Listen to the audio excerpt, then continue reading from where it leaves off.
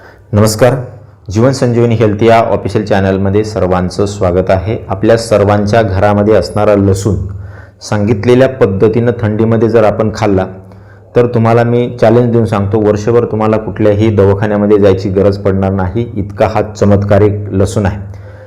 हिवाळा हा जरी गुलाबी थंडीचा आणि आल्हाददायक ऋतू आहे असं जरी आपण म्हणत असलो तरी हिवाळा हा अनेक आजारांना सोबत घेऊन येणारा ऋतू आहे. आपल्या घरामधील जी वडीलधारी मंडळी आहे ती आपल्याला सांगत असते की आता थंडी सुरू झाली, तब्येतीची काळजी घ्या. याचा अर्थ असा आहे की हिवाळा जो आहे तो दमट आणि कोरड्या हवेचा ऋतू आहे आणि त्यामुळं आपल्याला अनेक आजार हे होत असतात. आपली प्रतिकारशक्ती या हिवाळ्यामध्ये चांगली असणं अत्यंत महत्त्वाचं असतं, कारण हिवाळ्यामध्ये सर्दी, खोकला, कफ, सांधेदुखीचा त्रास असेल की एवढंच नाही तर जुना मार लागलेला असेल एखाद्या ठिकाणी, तर ते जुना मार लागलेल्या ठिकाणी सुद्धा आपल्याला खूप साऱ्या वेदना होतात.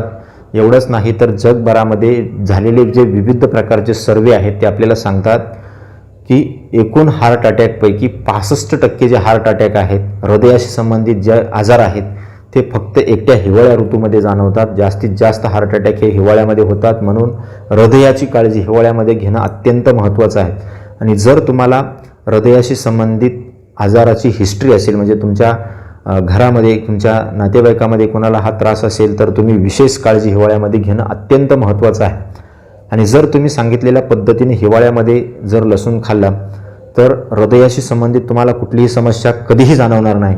हिवाळ्यामध्येच लसूण खाण्याची जी पद्धती आहे ती अत्यंत महत्त्वाची आहे. आयुर्वेदामधला अष्टांग हृदयम जो ग्रंथ आहे त्याच्यामध्ये अत्यंत सुंदर अशा प्रकारचं याचं वर्णन आलेलं आहे.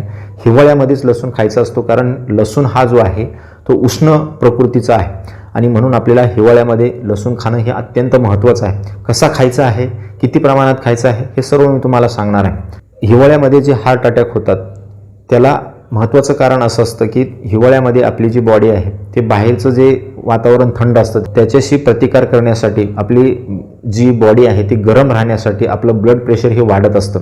आणि जर तुमचं रक्त घट्ट असेल, तुम्हाला कोलेस्ट्रॉलशी संबंधित समस्या असतील तर अशा वेळेस हार्ट अटॅक येण्याचे चान्सेस हे खूप जास्त असतात.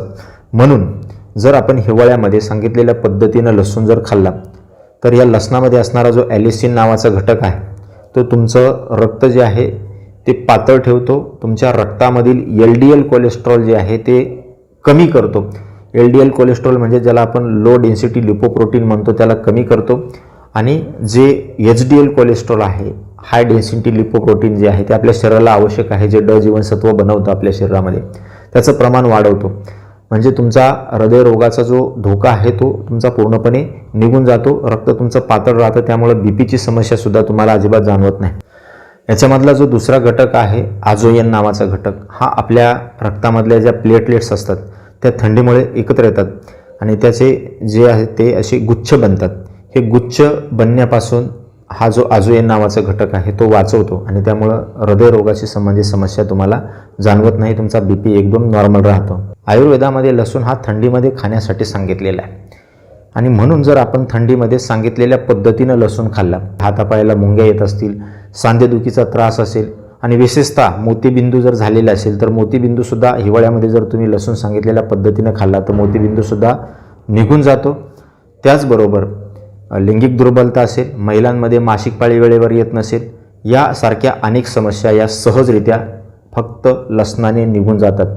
लसूण हा अत्यंत महत्त्वाचा घटक आहे. आयुर्वेदामधला रोगप्रतिकार शक्ती वाढवणारा घटक आहे. आपण पाहिलं असेल हिवाळ्यामध्ये थंडीमुळे सर्दी, खोकला, ब्रोंकायटिस अशा प्रकारचे जे आजार असतात श्वसन संस्थेशी रिलेटेड, दमा असेल, अस्थमा असेल, हे आजार जास्त प्रमाणामध्ये त्रासदायक ठरतात. आपली रोगप्रतिकार शक्ती कमी होते आणि जर आपण लसूण हिवाळ्यामध्ये जर खाल्ला तर तो आपल्याला अत्यंत प्रभावी आणि लाभदायक ठरतो. कसा खायचा आहे ते मी तुम्हाला सांगणार आहे.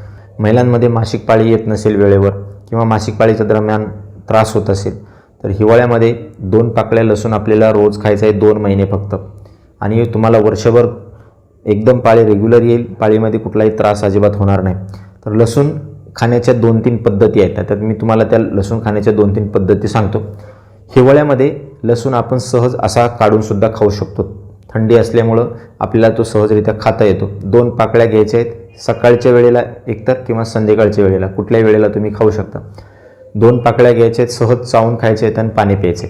अशा पद्धतीनं सुद्धा तुम्ही लसूण खाऊ शकता. दुसरी एक पद्धत अशी आहे की 2 पाकळ्या लसूण आपल्याला कुटून घ्यायचा आहे. तो एकतर पाण्यामध्ये मिक्स करा 1 कप किंवा 1 कप दुधामध्ये मिक्स करा आणि ते आपल्याला प्यायचं आहे सकाळच्या वेळेला किंवा संध्याकाळच्या वेळेला. तिसरी पद्धत अत्यंत सोपी आहे, अगदी लहान मुलांनासुद्धा तो खाता येतो अशा पद्धतीची आहे. आपल्याला लसूण जो आहे तो भाजून घ्यायचा आहे. भाजताना आपल्याला काहीही टाकायचं नाही, फक्त गरम तव्यावर आपल्याला तो भाजून घ्यायचा आहे. आणि हा भाजलेला जो लसूण आहे तो आपलं जे हनी असते, मध असतो, त्याच्यामध्ये भिजत घालायचा आहे. आणि जेव्हा तुम्हाला वेळ असेल तेव्हा त्यातल्या 2 पाकळ्या काढून खायच्या आहे. कर्करोगाशी संबंधित समस्या असेल किंवा कर्करोग होऊ नये असं वाटत असेल तर 2 महिने हिवाळ्यामध्ये तुम्ही हे जर लसूण पाकळ्या खाल्ल्या, 2 लसूण पाकळ्या, तर कर्करोगाशी लढण्याची अत्यंत महत्त्वाची ताकद मिळते. एवढंच नाही तर ज्यांना एड्ससारखा आजार झालेला आहे अशा लोकांनासुद्धा लसूण पाकळ्या हिवाळ्यामध्ये खाणं अत्यंत फायदेशीर आहे. तर लसणाचा या पद्धतीनं वापर करा आणि अशाच नवनवीन आयुर्वेदिक माहितीसाठी जीवन संजीवनी हेल्थ या ऑफिशियल चॅनलला लाईक आणि सबस्क्राईब करा. नोटिफिकेशनसाठी बेल आयकॉनवर क्लिक करा. धन्यवाद.